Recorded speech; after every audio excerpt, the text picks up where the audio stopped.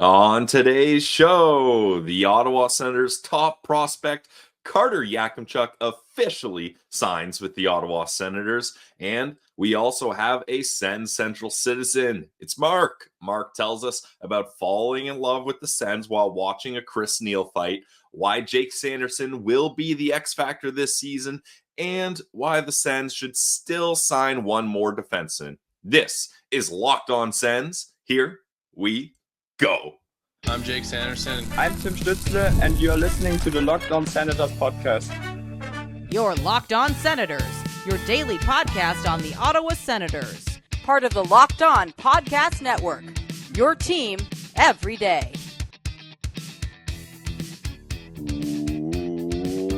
Welcome. You are listening to the Locked On Senators podcast, the only daily podcast covering the Sens. I'm Brandon Pillar up in the Blue Mountains. Ross Levitan is cruising around Alaska. Today's episode is brought to you by our friends over at Game Time. Download the Game Time app, create an account, and use code LOCKEDONNHL, and you're going to get $20 off your first purchase. Terms apply. You guys know you can follow the show on Twitter at SensCentral.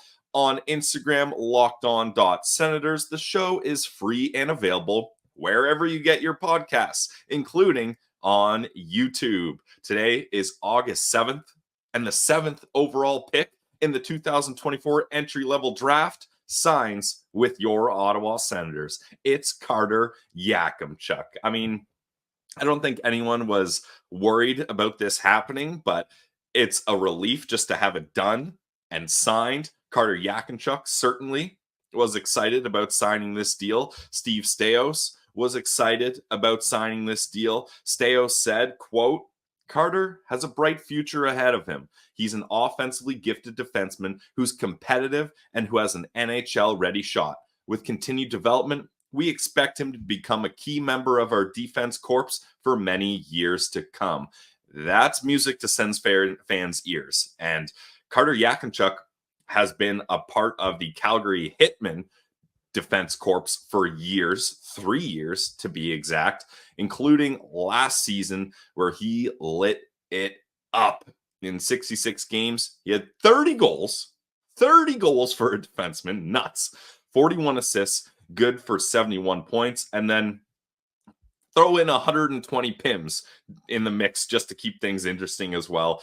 Carter Yakimchuk is certainly a prospect that will keep things interesting. No matter if you wanted the Senators to go a different direction, both Zane Parekh and Zeev Buium were available for the Ottawa Senators. Even Sam Dickinson were available for the Ottawa Senators to select. They said, nope, we've got our guy with Carter Yakimchuk. He's a right-hand shot defenseman. That's what the Ottawa Senators needed. He's got size, 6'3", 203 pounds. That's what the Ottawa Senators like. We know that. And he has offensive abilities and plays a physical game. Those are all big checklists for the Ottawa Senators, especially when they're drafting defensemen. And if you want to check out more of Carter Yakimchuk, just go look at any highlights of him. It's probably going to involve open ice hits, dangling, and scoring on the power play. And that's what we love to see for Ottawa Senators fans. And hopefully that's what Team Canada loves to see. As last episode, I talked about Yakimchuk at the summer showcase. And now that he's got a deal, hopefully the next thing set on his sights is making that Team Canada. And our friends over at the Athletic, Scott Wheeler, just did an article. If you haven't checked it out, go check it out. It's 2025 World Juniors roster projections, including, obviously, Team Canada. Wheeler has Yakimchuk on the third pair, right side, obviously, paired with Sam Dickinson. Now, he does mention that this is going to be a tough team to crack, and he basically locks up Tanner Molendyk, Oliver Bonk, and Zane Parekh. And then he says there's 5 players competing for 4 jobs.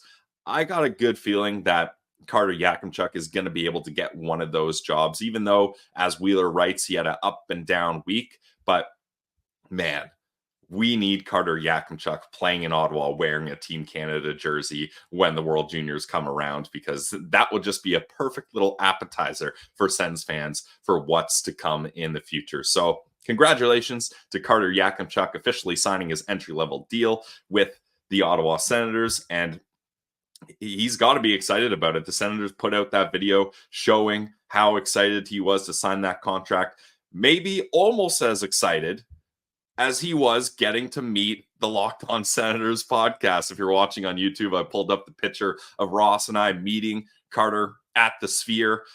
Awesome to get a chance to meet him. We kind of lingered around hoping to bump into some people at the end of the draft, and we were able to spot Carter. Now, at this point, he had gone through the ringer with the media. He'd probably taken a million pictures. So he said, yep, we'll grab a quick pic. Then I got to go, guys. He's late for something. So we understood. We got the quick pic, and it was great to meet him. Hopefully have him on the show sooner rather than later. But Sens fans, your 7th overall pick in the 2024 draft and your top prospect is now officially signed with the team. So we can all relax a little here.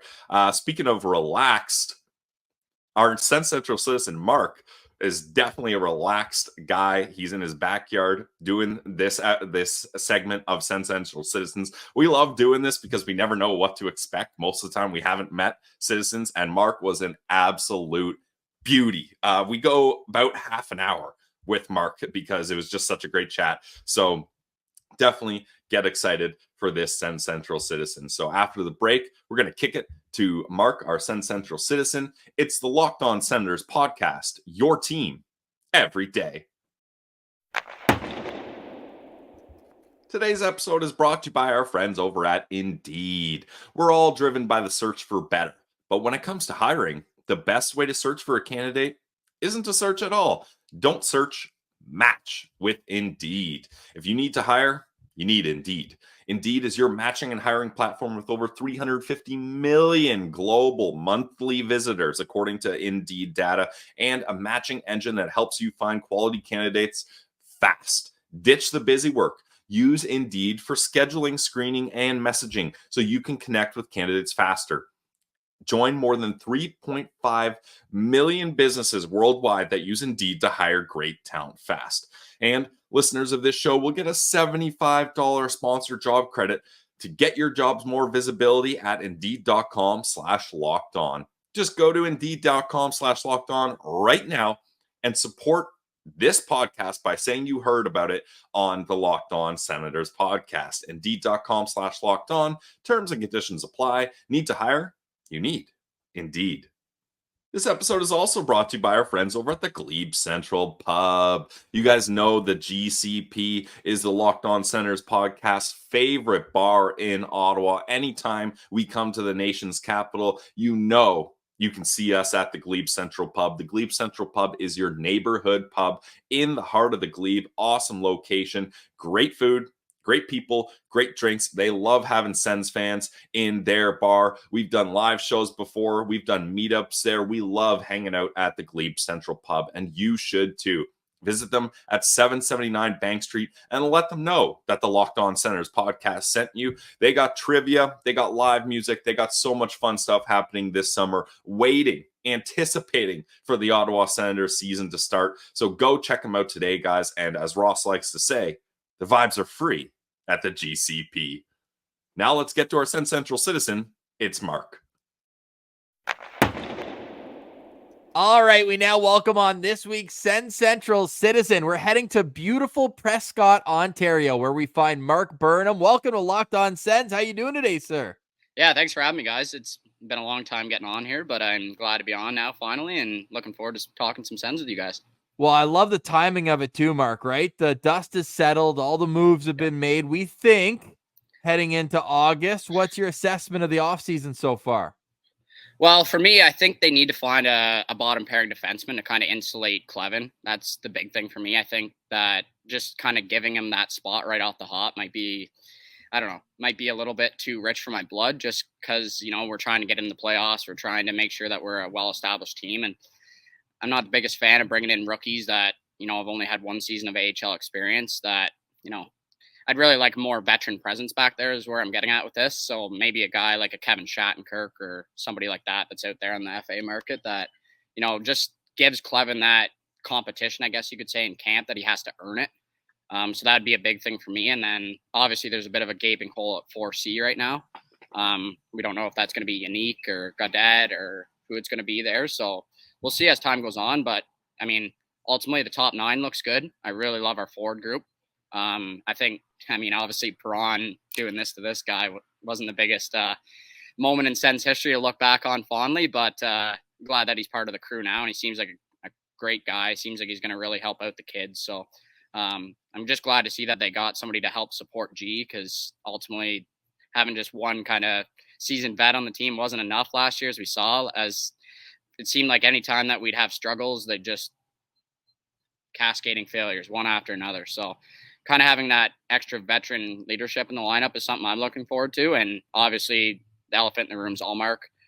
He's the difference maker, I think, for this team. Like, looking back on it, I went back and watched the 2017 playoffs a little bit, and just watching Craig Anderson and how big of a difference having somebody to look back in your net and just be like, you're going to get the first save almost every time from him.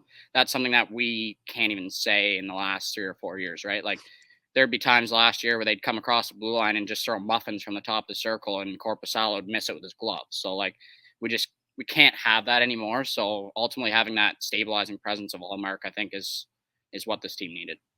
Yeah, it's nice looking at the roster, Mark, and being like, it's pretty well set. There's just a couple extra little things they could do. So that's nice and comforting for a Sens fan. But we got to take it back to the beginning. How did you become an Ottawa Senators fan? Yeah, so a good story here. I never really liked hockey when I first started as a kid until like the time I was 7, 8 years old. Like, all my friends were playing mini sticks at recess, and I just wasn't really a big fan of it. And one day I must have said something kind of offlandish to my sister. So I got forced to sit down and watch the Sens and Leafs with my mom and dad. And I just remember, I don't know if it was the first face-off or if it was a couple plays into the game, but Neil dropped the gloves. And I just remembered just the excitement of just watching the fight in the hockey. And my dad's like, yeah, like if you get into it, that could be you one day, the small scrappy guy getting out there in the tilts. So, I mean, obviously Neil was my first Sen that I really fell in love with. And then, it just kind of ran from there. And then I started really following them in, I'd say probably about 2006. I would want to say 2005 was when I really got my feet on the ground watching them a lot. Nice. So yeah, I was there for the 07 run, and that was my first disappointment as a Sens fan. No doubt. So they had Chris Neal, and then Brian McGrattan came in. I take it you're probably a big fan of his too. Yep. Yeah. What a time when you just knew when the Sens were going to get into one of those heavyweight fights where, there's 2, 3, 4 in one game. You just knew they were going to come out on top. I'm not sure that they need to add a enforcer per se, but it certainly gave you that comfort back in the day, right? Where you just knew that you could go toe to toe with anybody. Well, that's just it. The game's changing now, right? Like, you look at Florida, who just won the cup, and if you look up and down their lineup, besides Tkachuk, does anyone really drop the gloves? Well, Sam Bennett, but he can do a lot more than it. Yeah. But really, I get what you're saying too. It's team the whole toughness. point I'm trying to get at there is they're in their top 6, right? Yeah. Like, they're both top 6 contributors to that team. So in saying that, I don't think you need a fourth line instigator per se. Now, can McEwen come in and out of the lineup? Sure. Yeah. I'm okay with that. But I'm not a guy that's putting him in for 82 games. That's for sure. Like, I laugh at you guys when you go on about his AHL skill. And dude, like, man, like, every now and again, he just has a rush, and you're just like, who is this guy? Like, that number 17. The goal in Philly last year on the Mother's trip. Yeah. Just down on a breakaway. Yeah.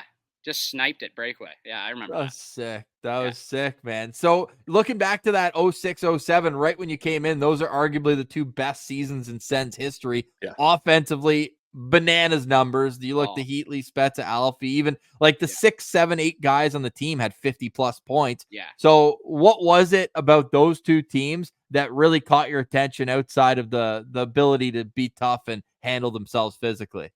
Well, you just touched on it there, that line, right? The Spezza, Alfie, Heatley line, like, best line in Sens history. Correct me if I'm wrong, but It's not nothing even close. So in saying that, like Alfie, my grandma, she loved him. So like every time he'd score, she'd be just through the roof. Like he's going to the hall. He's going to the hall. He's going to the hall. That's all I got to say. Grandma's right. Yeah. So anyways, yeah, she was a big fan of Alfie, and then I became a huge fan of Heater. You know, the 2 seasons with the 50 goals. I love that. Yeah, I love the tape job too. The 3 little white strands in the middle of the blade, just such a sniper move. But yeah, other than that, I mean, they had a lot of good depth too, right? Like you said, they had 6 or 7 guys with 50 points or more. So it just goes to show that in order to get back to where they want to go, they got to fill out the lineup with the guys that are going to give them 40 or 50 points, you know, through their top 9. And I think they've finally established that. Not having a Dylan Gambrell playing 3C is like, not to put any slights on anybody, but you know, I'd rather have Pinto and Heartbeat playing the 3C role. And then we got guys like Greg and Amadio and like just guys that are going to fill out the lineup and make it so that it kind of looks more reminiscent of what that 07 team was, and hopefully replicate some of the same success. Man, you've got me in a pretzel now. I'm trying to think of what the second best line in Sens history is, right? Because there's such a big gap between 1 and 2.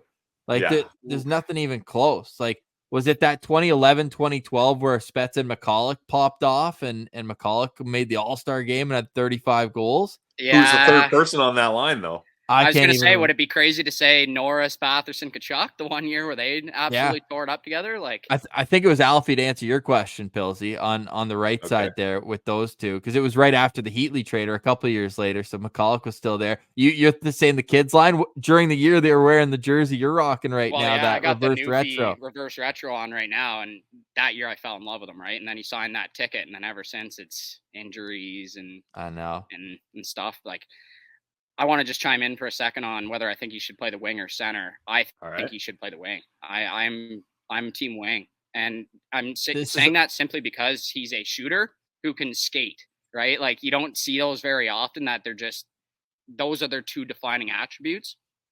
And I just feel like he's a Alex Formanton on steroids, like with scoring, right? Like, not the skating, but he's got the speed. He can play the wing. He can really get in on the forecheck. He's not a big physical guy, right? So he's not going to go in there and bang and crash, but I think he can use his speed more to create separation on the wing and maybe, you know, get Pinto in that top 6. And then maybe we have another conversation about 3C, but yeah, I mean, I'm team Norris on the wing. I think that's where you're going to get the most out of him to get him back to where he used to be. Now let's get wild. Are you putting him on his off wing to get that one-timer open at 5-on-5, or are you playing him at left wing on his strong side, allow him a little easier on the boards as a guy who hasn't played the wing a whole lot in his career? I'm going to say one thing. He better not be on his strong side on the power play. Yeah. He better be on the off side on the power play. How frustrating was that to watch last year? I couldn't even piece it together. I'm sitting there. I'm like, okay, they got Alfie and Jacques Martin and all these guys. Like, how are they not seeing what the fans are seeing? Like, Norris looks out of place. He feasts on that one-timer. Like, well, and G was on the other side as a righty. They didn't have a single one-timer option. Well, and I will never say a bad thing about G ever, but I feel like he cannot be a guy that plays at the top. I feel like he should be a guy that's down at the bottom or, you know, playing the bumper. Yeah, that little Clark MacArthur spot. Everyone was in the wrong spot. Yeah. Yeah, the best power play setup for me was when the Sens had G and Pinto, and G would set up Pinto in the bumper spot. Like, that was clicking. And then after a while, when Batherson got a little bit of chemistry with Chychrun, it was almost like the same sort of dynamic, right? Where that backdoor little feather pass or the behind the back, and Chychrun just had a bang and tap in. Like, they seem to have it figured out, but it took them 75 games to get there. Like that. That's so game 1, Mark, let's get into it. What's the top power play unit you're sending out, your first one of the season at home against the Cup champs? How are you setting it up? It's tough because they have 10 guys for 5 spots, right? That could technically play on the first power play. Like, you could throw it in a blender and come up with really anything.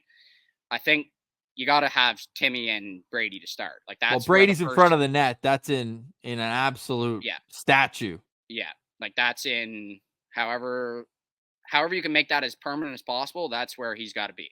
Yeah. So Brady's going to the net. Unless he's a goal away from a milestone in game 82, then you put him in the trigger spot. In the old. He's going in the D spot, not the Newfie spot. Yeah. Okay, so you got Brady in front of the net. Where's Timmy? Because he's kind of been all over the place on the power play over the last couple of years. I wouldn't put Timmy in the bumper. I think he's kind of got to be your half wall guy. I think Yeah. he's got to be the guy to facilitate. He's got to be the guy that, gets the drop pass on the break into the power play as well. Like, he's got to be the one coming with speed, getting them in the zone, facilitating, and then, he can play that kind of, like, for me, I'm having Sandy at the top of the power play too, by the way. I gotta get that out of the way. It's not Shabbat for me. I have Sandy at the top, and then I'm probably putting Stutzel at the top of the left circle. And then he can kind of roam around, do his thing, facilitate play, kind of just free roam out there a little bit. But also he can be in a bit of a shooting spot too, because when he gets, like, if his shoulder's back to where we think it should be, he should be firing the puck off the top of the left circle as well. Like, he's shown in the past, especially in the preseason. I don't know if you guys saw that, but, like, he ripped 2 or 3 from the top of the circle that just blew goalies away. Like, he's got the ability to score too. Like, he scored 39 goals 2 years ago. This 18 goals is a blip in the system. One on the power play, man. Like, what is that? Like, and I it was can't even... in San Jose too. You're just like, does that even count? Barely. It's basically an even strength goal. But okay, so there's, if I'm counting correctly, you got 4 guys there. So who's the final piece? I think it depends on who has the most chemistry between G or Batherson at that point. Like, who's the one that's, because they're both similar in the sense that they like to facilitate the play too. They're playmakers. They kind of have that.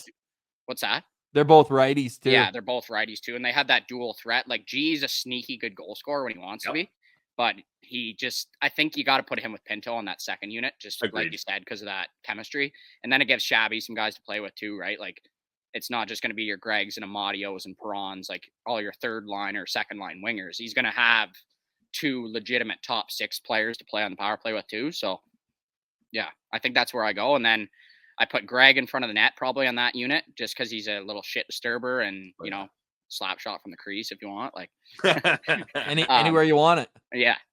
So I'm probably putting him in the crease just to get in the goalie's grill a little bit and banging some rebounds. And then, probably Perron or Amadio is the 5th guy there. Okay, nice. Yeah, that's fair. All right, guys, we're going to get back to Mark in just a second. But first, we got to let you know about Game Time. I love the Game Time app. It's the best way to get tickets, and not just for sports, for comedy, concerts, and theater as well. Game Time makes getting MLB tickets even faster and easier. It's summer. Head to the ballpark. Prices on the Game Time app actually go down the closer it gets to first pitch. Killer last-minute deals, all-in prices, views from your seat, and their lowest price guarantee. Game Time takes the guesswork out of buying baseball tickets. The last minute deals are awesome, guys. You can save up to 60% buying last minute deals. They got flash deals. You can select seats ahead of the game or event. Zone deals. You can save even more when you choose a section and just let Game Time choose the seats. All-in pricing. I love this. Nothing worse than thinking you're getting a deal, and then by the time you get to checkout or in your cart, there's all these added fees, taxes, everything on top. Not with Game Time. You can toggle all-in pricing so you know what it is right at the front. And probably the best part of Game Time is the seat view. Open the app up on your phone and you get a panoramic view, all angles of what your seat is going to look like before you get there, so you're not surprised. Take the guesswork out of buying MLB tickets with Game Time. Download the Game Time app, create an account, and use code LOCKEDONNHL for $20 off your first purchase. Terms apply. Again, create an account and redeem code LOCKEDONNHL for $20 off your first purchase. Download Game Time today. Last minute tickets, lowest prices, guaranteed. This episode is also brought to you by our friends over at Mary J's. Mary J's is a locally owned cannabis dispensary in the Ottawa area. Mary J's started off with 3 best friends making a life-changing decision and opening up their store through hard work and dedication. They now have 4 stores in the Ottawa area. You can check out their stores in Ottawa at Riverside South, Orleans, Greeley, and Russell. Mary J's offers the best and newest products in the market. They're adding stuff to the menu every week to keep it fresh. They got everything you need. Whether you're a rookie looking to try some stuff, or you're a grizzled vet, you know what you want to be in and out of there quick, they got you. Mary J's offers competitive pricing. In fact, they're going to price match any store in Ottawa. That means you're guaranteed to get the best price around when you shop with Mary J's. They have the best customer service too. I can speak to that. We went to Mary J's, friendly bud tenders who are always ready to assist. And one of the owners, Dashy, absolute beauty, is a die-hard Sens fan. His favorite number is 18, not for Tim Stützle, but for Marian Hossa.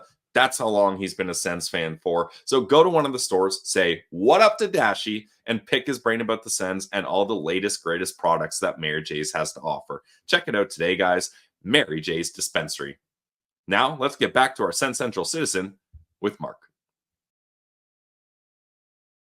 Who is your X factor this season? We've had multiple different answers, but if, everything hinges on this one guy, maybe he's not the most important guy, but to make everything else work around, who's that guy for you? I'm going to chicken out here and go with two. Okay, sure. For me, it starts with Allmark. Like, it has to be Yes. Allmark, because if we have Korpisalo level goaltending again, we're going to be right back where we were. But if we can have a 9-10 save percentage, who knows? Like that. Woo! I know, like that seems like we're striving for such a high bar, but it's like, just give us a 9-10. Like, that's what we need. Sens fans are dying for a 9-10 save percentage. Yeah. But yeah, like, I think if we can get Allmark to be a 9-10, that's huge. And then Jake Sanderson. For me. Okay. If he can. We haven't had Sandy as an answer yet. No, Love it. Go ahead. That kind of surprises me, because I think if you look in the past, like, history shows, third year guys in the league, they usually take off.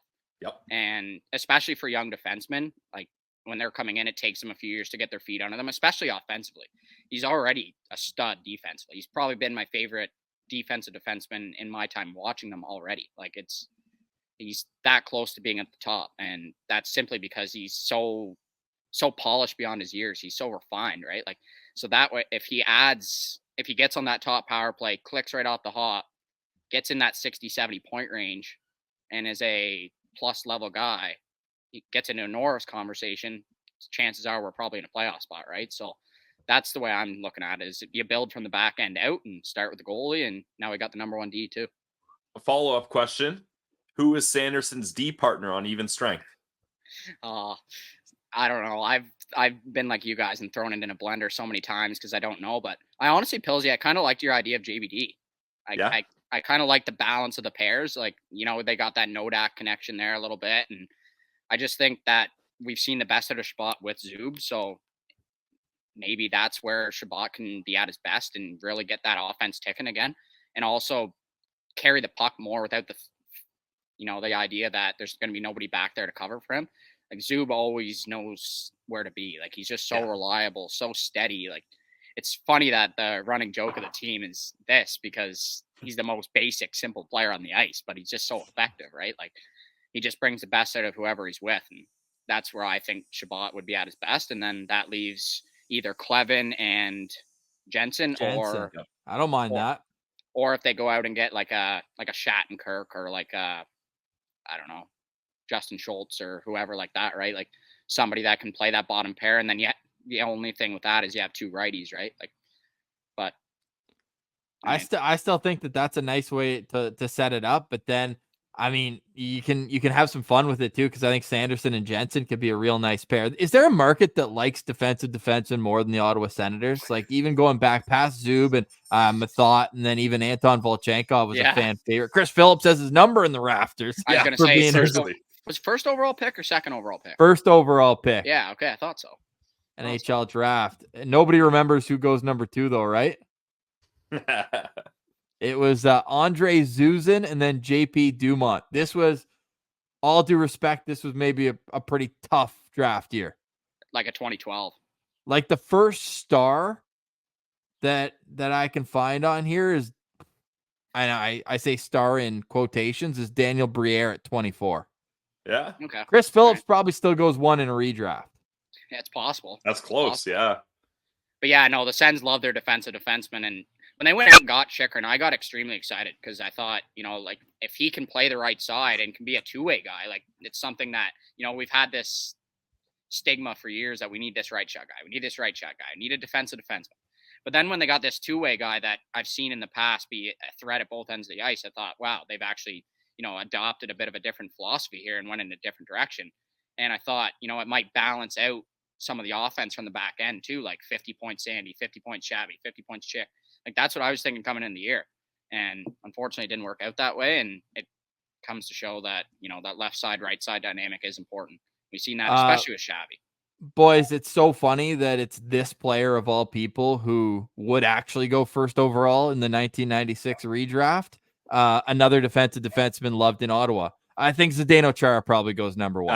Yes. Of course. Yep. I didn't know him and Phelps were in the same draft. Yeah, That's same crazy. class. Chara went 56th overall. Yeah, good pick by the Islanders. Even better trade. What's one trade outside? I shouldn't even say outside because I'll give you the option here. If you could undo one trade in Sens history, where are you going? Easy. Brassard for Zibanejad. Okay, Nice. That came to mind right away. That's fair. I don't know if we go into the tank in 2018 if we still have Zibanejad, right? Like if we still go out and get Duchesne, like there's lots of ifs, but right. I think that he would have been just coming into his prime when we let him go.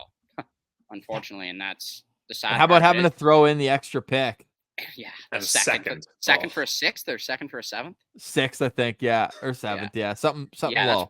Like if it was 1 for 1 at the time, I was probably gonna be like, okay, we let go of the guy with the more potential, but we got a more veteran guy that can come in and be the immediate 2C, right? Like, so at the time, I knew the trade was bad, but I didn't realize how bad it was going to be in years to come because obviously we didn't see Zibanejad going off for 90 points, right? No. Like, I think we expected him to be a 65 to 75.2C, right? Like that's what he was leaning towards becoming. And that's what Brass was at the time. So, So really it was kind of a saw off, but then the picks is what made it horrible. Right? Just a complete joke. But you feel a little bit better with what you recoup for Brassard, right? Like getting a first round pick, Philip Gustafson, and then 2/3 because they got Ian Cole, flipped him for a third right away. But it ended up, ironically, a guy we've already talked about in this episode, JBD, kind of a make or break year, I think, for JBD to become that top 4 type defenseman, even though sometimes those steady stay-at-home guys do develop a little bit later. Zub, a perfect example of that, coming over at 25 years old after a number of years and an Olympic gold medal in the KHL. But Marc, final question from me, man. I see you got that beauty red Sens jersey right there. Is that the go-to when you're heading to the CTC, or what else is in your closet? Well, I was a student for the last 3 years, so I haven't been purchasing as many jerseys as I would like to be. So I've got a few in the closet, but I'm also the kind of the guy that likes to have one of every team for whatever reason. Like, that's it. I like that. Having a bit of a variety. So like I got a Newfie here. I've got Boldy, Zegras, McDavid. Like I've got just a bunch of like my favorite players. Yeah. So really I don't have any more Sens jerseys in the collection, which is sad, but I'm looking to get a new 2D for sure. Okay, so who's going on the back of it then? 85. 85, big Sandy guy, eh? Oh, huge Sandy guy. And at the time, like you guys probably thought back at the 2020 draft a lot here too, and like, how did we get the first 2 best players out of that draft? Like really, like it's actually crazy because like I remember with my mom, like she's a huge Sens fan too, and a couple of Sens buddies, like we were losing our mind when they got 3 and 5 in the lottery. Like how? Like we tore this thing all down. Like we have San Jose's pick. Like how could it go this way? And then we just somehow land Greg, Sanderson, and Stützle. Like what a haul! Amazing haul. Like, and I mean, even the second round's not to be written off just yet. Getting Clevin and then Marilainen too, 2 guys still in the organization. Pinto. Pinto's in 2019. Oh, I thought he was 2022. Yeah. First pick of the second round in 2019. We're actually just about to do on Friday our 2019 redraft. And, doing some redrafts. Pinto's a top 10 pick when you look back at it. Like he's probably right in that 8 to 10 range. Yep. I don't know if I can argue too much that he's ahead of Caulfield yet. The games played kind of skews that one with the shoulder and the 41 game sussy. But other than that, I mean, you look at that was probably a weaker draft. So there again, like if San Jose didn't make the conference final, they wouldn't have owed Buffalo their first round pick for the Evander Kane trade. So then that pushed the pick to Ottawa to 2020. Wow. So like all that had to fall into place. Yeah. And it almost got even better, right? Because if San Jose had made the finals, or was it win the cup, Ottawa's second round pick would have turned into another first. Yeah. And that probably would have been 2021 where San Jose picked 7th. So Ottawa would have had 7-10 that year. Yeah, Eklund would look nice in our lineup, eh? Oh, Yep. they wouldn't have picked Declan. They would have picked Boucher there. At Yeah. 7. Yeah, they would have traded up. No doubt. But Mark, this has been awesome. Pills, you got a final question? I'll just leave it kind of open-ended, Mark, because it seems like you're prepped and ready to go, and you've had lots of great off-the-cusp stories. So anything we didn't get to that you want to hit on? Well, just a quick question for you. Is Sure. Pinto going ahead of Lassie Thompson in the redraft? Or Yeah, he is. Yes. He is. A lot of Yes. guys are going ahead of Lassie Thompson in the redraft. Man, I saw so much potential with that guy. Like he seemed like the right shot guy that they needed for the longest time, Like, but he just could never put it all together. It just seemed like he had that touch of offense, touch of defense, but wasn't defined enough in either way, right? Like he just couldn't really make his breakthrough. And that's the scare I have with JBD right now is can his defense be good enough to be a defensive NHL defenseman? Like, or is he going to be just a stud top 2 in Belleville But that kid blocks shots. Like he's eating pucks out there. So you got to give him a lot of credit for not being afraid to get the body in front of pucks. And I see he's working on his hands a bit in the Beauty League, So, yes. So maybe we're going to see a big breakout offensive year from JBD. I don't know. Well, did you see that graphic that the NHL put out a couple weeks ago where it was like the leaders of goals for each part of the ice? No, I did. Oh my goodness. I need to find this right now. It is all time. So it's like all the top end guys like Zach Hyman. It's like it's broken down into what, a hexagon, Pilsy? That's the first time that's been said in 1,100 episodes on this show. They're not all the same shapes. It's like areas, like pockets of the offensive zone. But yeah, like there's Nylander, Draisaitl, Hyman, like all these top guys. And then in the top right corner of the O-zone, JBD led the league with 3 goals from there. Yeah, in like deep territory. Oh, that's all. Yeah, so hopefully he can keep that hot streak going. For me with JBD, I just hope if he ends up playing with Sandy or Shabbat that he could be one of those guys that gets like 3 goals and like 20 assists. You know what I mean? Like that just can facilitate a breakout pass, can get the puck in the hands of the guys that need it, and just be steady. Got it for us here. That's awesome. How's this one, Mark? Top goal scorers by region. I like that call too. We got Philip Forsberg, Nick Suzuki, Bo Horvat, Zach Hyman, Leon Draisaitl twice, Kucherov, Stamkos, Kyrou, Pasternak, Nylander, Doughty, and Jacob Bernard Docker. That is actually wild, though, with 38 goals for Hyman just in the crease. That is insane to me. What did he score? 54? Right? In the 50s. I'll tell you, 38 would have led the Sens this year. Seriously. Yeah, one more than Brady. And that's Brady's office. Come on. Yeah.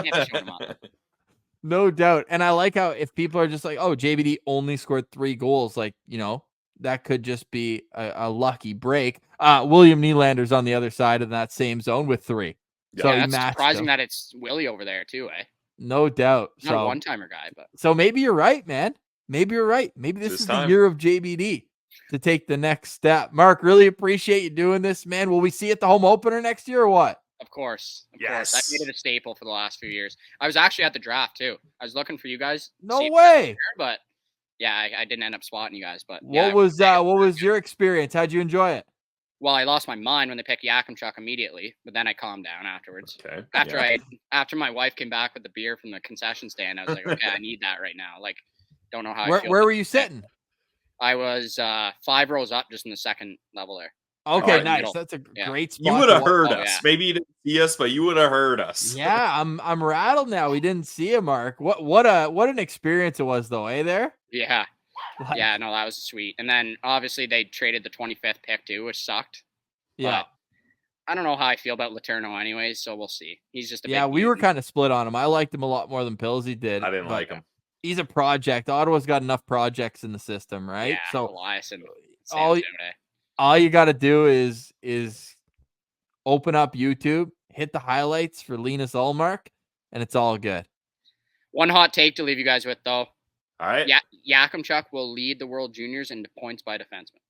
Oh, I love that. Ross, we're talking about if he's even going to make the team. Marc's I'm in defense. I'm convinced. I've looked up and down the summer showcase roster, and I'm like, other than Parekh, I don't see a guy on the right side that's going to beat him out.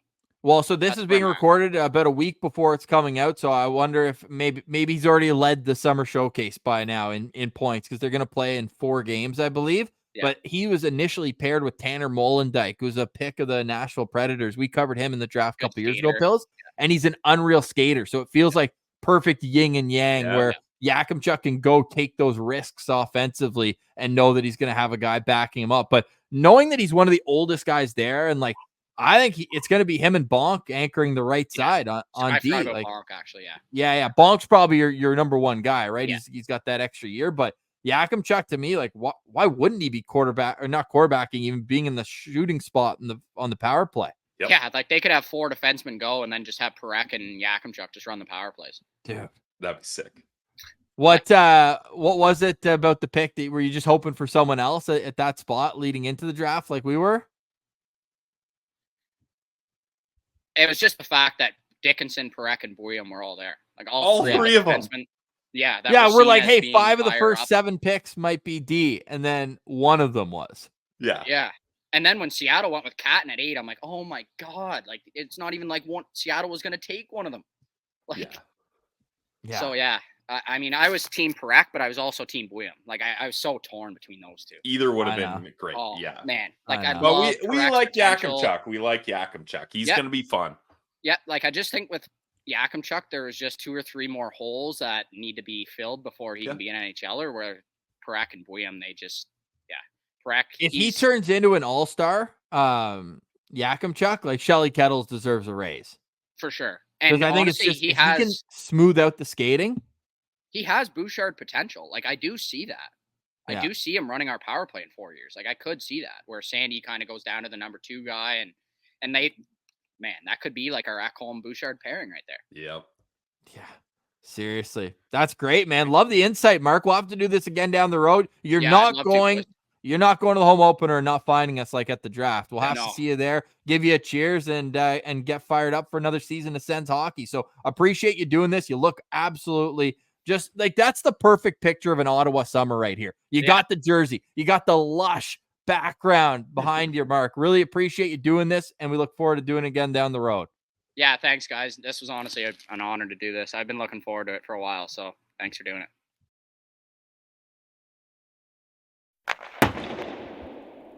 All right. Thanks to Mark for joining us for a SensCentral Citizen. Hope you guys enjoyed that one. We enjoyed chatting with Mark. We're going to see him at that home opener. Hopefully see everyone watching or listening to this at the home opener as well. As we always say, it is a must attend Sens game. The vibes are never higher in Ottawa at the CTC. Going to be interesting playing the Florida Panthers this year, but we can always find solace in coming together and getting excited for the season. Just remember, Linus Ullmark is an Ottawa Senator. Definitely keeping these SensCentral Citizens going during the summer. So if you'd like to be on the show as a SensCentral Citizen, DM us on Twitter at Locked On Senators. Comment on YouTube, letting us know how to get a hold of you, and we will try to make it work. We got a list. We got a waiting list of people that want to be SensCentral Citizens, and that is awesome. Sens fans are best in class. All right, guys, I'm off to go work at the farm. PM Poultry, repping my second favorite team other than the Ottawa Senators. So thank you for tuning into today's episode. Congratulations to Carter Yakimchuk officially signing as an Ottawa Senator player. And for myself, Brandon Pillar, for Ross Levitan, for Mark, thanks for watching and listening to this episode of the Locked On Senators podcast. It's your team every day.